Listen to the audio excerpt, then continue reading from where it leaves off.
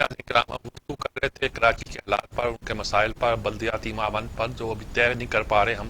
ایک لمبا عرصہ ہو گیا ہے کہ جب بھی جمہوری حکومت آتی ہے بلدیاتی نظام کا بوریا لپیٹ دیا جاتا ہے، فوجی حکومتوں کو سوٹ کرتے ہیں. اس وقت ہم کہتے ہیں کہ صوبوں کو نظر انداز کیا جا رہا ہے. اب ایسے لگتا ہے جیسے کہ صوبوں کو تو نظر انداز نہیں کیا جا رہا، لیکن صوبے ہی خدا بن گئے ہیں اور کوئی پوچھنے والا نہیں. نیچے جا بھئی رزلٹ یہ ہے کہ کراچی کو، جیسا کہ یہ کہہ رہے تھے سلمان عابد بھی، بدین کی طرح چلا رہے ہیں ہم. ان مسئلوں کا حل کیا ہے یہ ہمیں سوچنا. لیکن اب ایک دوسری سٹوری ہے جس پر ہم گفتگو کرنا چاہتے ہیں، وہ ہے کل نواز شریف کا کیس. اچھا، اس پہ بہت سی گفتگو کی جا سکتی ہے، بہت سی باتیں کی جا سکتی ہیں. مریم نواز بھی کہہ رہی ہیں کہ وہ مریض سے چل کے کل آئیں گی. کیوں آئیں گی؟ یہ کیوں ایکٹیو ہو گئے ہیں؟ کیا نظر آ رہا ہے؟ کیا کوئی کچھ دکھا رہا ہے؟ کیا کوئی انڈرسٹینڈنگ ہے؟ کیا سچ مچ اب کوئی اے پی سی ہونے والی ہے کہ نہیں ہونے والی؟ ہونے والی تو کیا اس کے اثرات ہوں گے، کیا نہیں ہوں گے؟ ایک سیاسی کارکن کے طور پر اگر کوئی بندہ سوچے تو کیا ان سارے اقدامات کا اثر ملک پہ پڑے گا کہ نہیں پڑے گا؟ اور جو ہماری اس وقت اسٹیبلشمنٹ ہے اس کی نظر میں ساری صورتحال کیا ہوگی؟ ایک کئی چیزوں لوگوں کو تشویش پیدا ہو رہی ہے. دیکھیے، پہلی بات تو یہ ہے کہ مریم کا جس انداز سے باہر نکلی ہیں وہاں پر پیشی پہ، اس کے بعد پھر جس طرح سے زوردار قسم کی پریس کانفرنس کی ہے، اس سے یقینی طور پہ حکومتی حلقوں میں ایک بے چینی اور فرسٹریشن تو آئی ہے.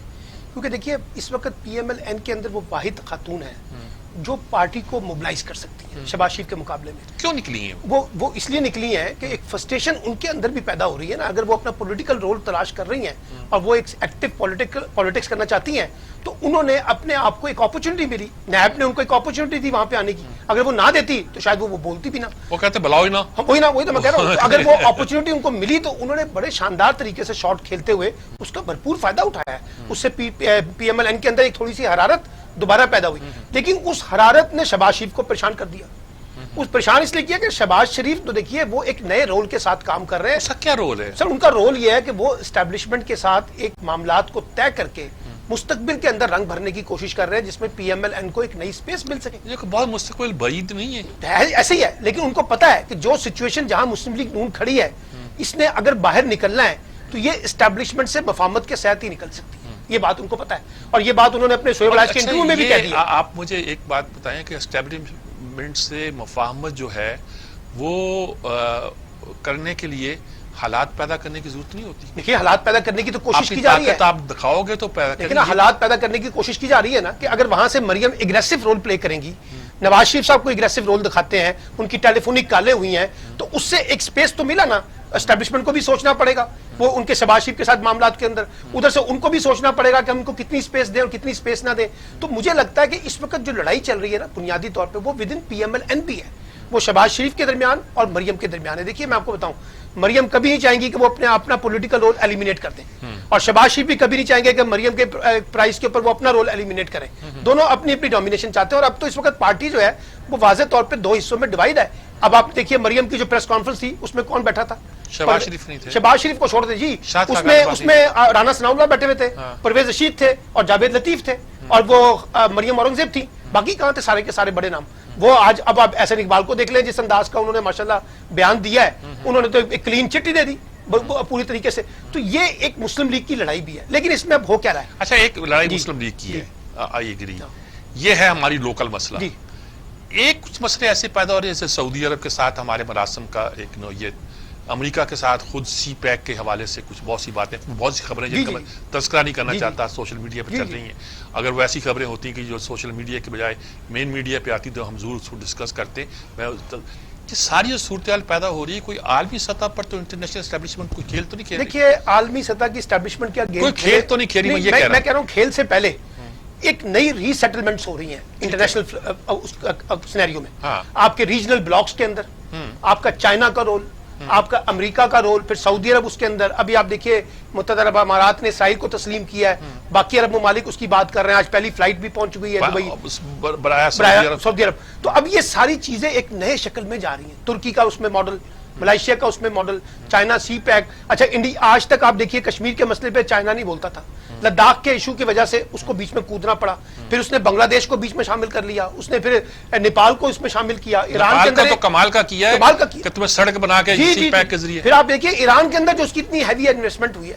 اس لیے یہ ساری چیزیں بتا رہی ہیں کہ اگلے کچھ عرصے میں ایک نئی ری شیپنگ جو ہے نا آپ کی ریجنل پالیٹکس میں اور انٹرنیشنل پالیٹکس میں. اچھا اگر ری شیپنگ اس میں ہوگی تو اس میں ظاہر ہے کہ امریکن میں انٹرسٹ بھی ہوں گے, چائنا کے انٹرسٹ بھی ہوگا, ایک ڈفرینٹ انٹرسٹ ہوں گے. یہ ساری کہانی کہ نا ان انٹرسٹ کو مختلف لابیز کے یعنی امریکن یا چینی لابی کے کو اس کو ون اوور کرنے کے لیے تو نہیں کر رہے کچھ؟ کر رہے ہیں سر. دیکھیے نا بات یہ ہے کہ چائنا یہ چاہتا ہے کہ وہ ون اوور کرے ان ساری چیزوں کو, امریکہ چاہتا ہے کہ ہم اس میں زیادہ سے زیادہ رول پلے کریں, اور پاکستان یہ چاہ رہا ہے کہ ہم کسی طریقے سے ایک بیلنس کریٹ کر لیں. کیونکہ پاکستان کو ایک بات یاد رکھیے گا, نہ پاکستان اس پوزیشن پہ ہے کہ امریکہ کے ساتھ کٹی کر سکتا ہے, اور نہ پاکستان اس وقت سی پیک کے کانٹیکس میں چائنا کو چھوڑ سکتا ہے. ہم تو بیچ میں سے کہتے ہیں ایک راہ نکالنے کی کوشش کر رہے ہیں کہ ہمارا معاملہ ان کے ساتھ بھی چلا جائے, کیونکہ ہمیں افغانستان کے کانٹیکس میں براہ راست امریکہ کی ضرورت ہے. کیونکہ اگر افغانستان میں امن نہیں ہوتا تو اس کا براہ راست امپیکٹ پاکستان کے اندر پڑے گا, ریجنل بلاک میں پڑے گا. اس لیے امریکہ کو ضرورت ہے اور امریکہ کو بھی ہماری ضرورت ہے. اسی طریقے سے چائنا کے کانٹیکس میں. تو اس پورے رول میں اب ایک چیز نظر آ رہی ہے, انڈیا کا جھکاؤ جو ہے نا اب وہ بہت زیادہ پہلے سے زیادہ امریکہ کی طرف چلا جائے گا, اور اس پورے کانٹیکس میں ہمیں زیادہ کانشیس رہنا پڑے گا اس ارے کانٹیکس امریکہ. جی امریکہ کے بارے میں. اور امریکہ جو چاہے گا وہ جو ایک تھی نا کہ ہندوستان کی ہیجمنی قبول کر لی جائے اس ریجن میں. مظاہر نظر آتا ہے کہ امریکہ اس سے خوش ہے. اس سے آپ کو لگتا ہے کہ امریکہ اس وقت پاکستان کے پریزنٹ سیٹ اپ کہہ رہا ہوں میں, یعنی رولنگ کلاس نہیں کہہ رہا, ان سے کچھ وہ مطمئن ہے؟ دیکھیے میرا خیال یہ ہے کہ امریکہ کے اندر بھی جو فیصلہ کن قوتیں ہیں نا, جس میں پینٹاگون اور CIA ہے, ان کو اس وقت کی یہاں کی حکومت سے زیادہ نا فوجی اسٹیبلشمنٹ سے اپنے معاملات میں دلچسپی ہوتی ہے. وہ تو ماشاءاللہ جب ہمارے گئے تھے تو آپ کو پتا نا ان کو گارڈ آف آنر پیش کیا گیا تھا.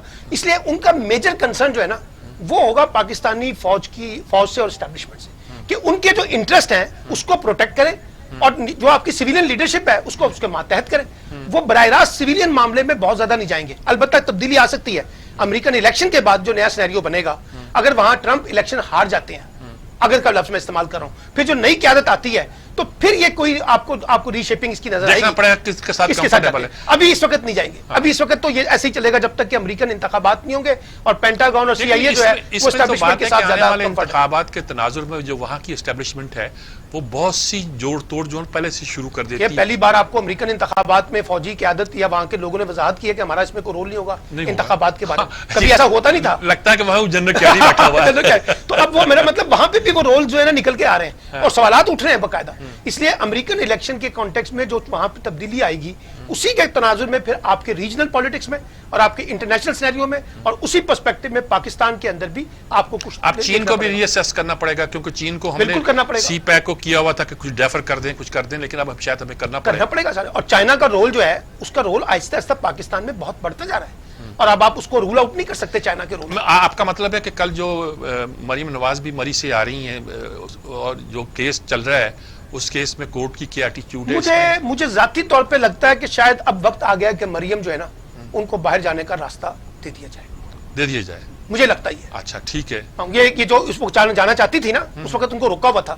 اب مجھے لگتا ہے کہ اگر یہ سینیریو میں بنا اور ان کو لگا کہ مریم کوئی پولیٹیکلی بہت ایکٹیو ہو سکتی ہیں, تو بہتر ہے کہ ان کو باہر نکالنے کا راستہ جو ہے نا وہ دیا جائے, تاکہ اس وقت جو PMLN کی جو پالیٹکس ہے تو نہیں کہیں گے جناب ہم نے تو رحم کھا کر. وہ ایسے ہی ہوتا نا جیسے پہلے آپ جنرل مشرف کے بعد میں بھی نواز شریف صاحب نے بھی یہی کہا تھا نا, وہ کیسے گئے تھے سب کو پتا چلا. اسی طریقے سے ہوگا حکومت. دیکھیں نا آپ مجھے بتائیے, اب عمران خان صاحب جب یہ کہتے ہیں مجھے پتہ نہیں چلا, مجھے ٹریپ کر لیا گیا ہے, مجھے بیوقوف بنایا گیا ہے, مجھے پتا ہوتا تو میں یہ نہ کرتا. بھائی ہر چیز تو آپ کی نگرانی میں ہی ہوئی تھی, رپورٹیں بھی آپ ہی کے لوگوں نے دی تھی, آپ ہی نے فیصلے کیے ہیں, آپ ہی کی فیصلے کی بنیاد پہ وہ باہر گئے. اب آپ پولیٹیکل سکورنگ کرنے کے لیے جو مرضی کہتے رہے, اور PMLN بھی یہ پولیٹیکل سکورنگ کرنے کے لیے جو مرضی کہتی رہے. میرے نزدیک دونوں فریقین کی انڈرسٹینڈنگ سے یہ سارا معاملہ طے ہوا تھا. شہباز شریف اسی بنیاد پہ ضامن بنے تھے اور اسی بنیاد پہ وہ وہاں گئے, ورنہ وہ 8 ہفتے کے بعد اب 8 مہینے ہو گئے نا, کسی کو کوئی پریشانی نہیں ہے. اگر مریم باہر نہ نکلتی تو شاید پاکستان کو, اس حکومت کو بھی کوئی پریشانی نہ ہوتی. ہاں لگتا یہ ہے کہ نا کچھ تاثر یہ ہے کہ باہر ہی رہے تو اچھا, باہر ہی اچھے رہے, تاکہ وہ آپ وقتی طور پہ آپ ان کو, جیسے جنرل مشرف نے نواز شریف صاحب کو 10 سال کے لیے نکال کے اپنے آپ کو سمجھا کہ میں سیف سمجھا تھا, اسی طریقے سے عمران خان کی حکومت کو بھی لگتا ہے کہ اگر یہ مریم کا رول اور نواز شریف کا رول ایلیمینیٹ رہے تو وہ زیادہ بہتر ہے, کیونکہ شہباز شریف کو ڈیل کرنا ان کے لیے زیادہ آسان ہے. تو آپ کے خیال میں یہ پھر نواز شریف کی سمارٹ موو نہیں ہے کہ اس نے وہ جس طرح وہ سعودی عرب چل گئے تھے اور اپنے خطرناک نواز شریف صاحب کو یہ گلا تھا, اسے ٹیکٹیکل نواز شریف صاحب کو یہ گلا تھا کہ ان کی بیٹی کو दो बातों पे, एक तो बाहर आने की इजाजत नहीं मिल रही, दूसरा उनका पॉलिटिकल रोल जो है उसकी इजाजत नहीं मिल पा रही थी। तो उन्होंने भी अपने कार्ड खेले हैं और अच्छे कार्ड खेले हैं नवाज शरीफ साहब ने। मरियम ने भी, मैंने आपको बताया, बहुत अच्छा कार्ड खेला है। शहबाज शरीफ ने भी बड़ा अच्छा कार्ड खेला है, अपने आप को आइसोलेट करके कि जी मेरा इनसे कोई ताल्लुक नहीं है, जो कर रहे हैं ये खुद कर रहे हैं, मैं तो इस वक्त एक और एजेंडे के ऊपर आपके साथ कोऑपरेट करने के लिए तैयार हूं। तो ये सारी जो कार्ड खेल रहे हैं, bad guys good guys, good guys, यही है, ये पहले से रहा है। पीएमएल-एन का देखिए ना, आज मैं फेसबुक पे देख रहा हूं बहुत से लोग कह रहे हैं कि जी अच्छा लगता है कि एस्टैब्लिशमेंट के साथ दोबारा दोस्ती हो रही है। ये सबको पता था कि पीएमएल-एन की जो हिस्ट्री है उसमें आप इसको कैसे रूल आउट कर सकते हैं कि वो एस्टैब्लिशमेंट के बगैर पॉलिटिक्स कर सकेगी, जबकि पाकिस्तान की एस्टैब्लिशमेंट इतनी ताकतवर हो गई है कि वो उसका इन्फ्लुएंशियल जो रोल है वो बहुत बढ़ गया पॉलिटिक्स में। अब आप उसको डिनाई तो नहीं कर सकते, बल्कि ऑब्वियस हो गया। ऑब्वियस हो गया। अब आप देखिए ना, जितनी जितनी जगहों पे मुख्तलिफ पोस्टों पे अहम तकरीरियां हो रही हैं, उसमें जब रिटायर्ड फौजी आ रहे हैं तो उससे तो हुकूमत की अपनी कमजोरी की अलामत भी तो नजर आती है ना। ये जो हाइब्रिड किस्म की हम हुकूमत चलाने की बात कर रहे हैं, तो उससे फिर वो डेमोक्रेटिक प्रोसेस तो थोड़ा सा पीछे की तरफ गया है ना। तो अब तो एक और कंट्रोल किस्म का मॉडल चल रहा है पाकिस्तान के अंदर, वो ही सूट करता है इस वक्त जो रूलिंग एलीट बैठी हुई है, और उसी के मुताबिक चलाने की कोशिश की जा रही है। चले, मेरे ख्याल में ये तो बहुत इंपॉर्टेंट बात है कि हमें कल के दिन को बड़ी वॉचफुली मॉनिटर करना चाहिए, देखना चाहिए कि क्या हो रहा है, अदालतों में भी क्या होता है। अदालतों के फैसले भी कभी कभी जो होते हैं एक खास सिचुएशन में जी। बड़े इंपॉर्टेंट हो जाया करते हैं, और ये फैसले भी और ये आने वाले दिनों में सारी कार्रवाइयाँ भी इंपॉर्टेंट बनती दिखाई देती हैं। देखते हैं, स्टडी करते हैं। मेरा ख्याल लेते हैं जी हम इस पर एक वक्फा, आखिरी वक्फा, उसके बाद एक दो सवाल और हैं, एक दो बातें और हैं, उस पर बात करते हैं जी। वक्फा लेते हैं, उसके बाद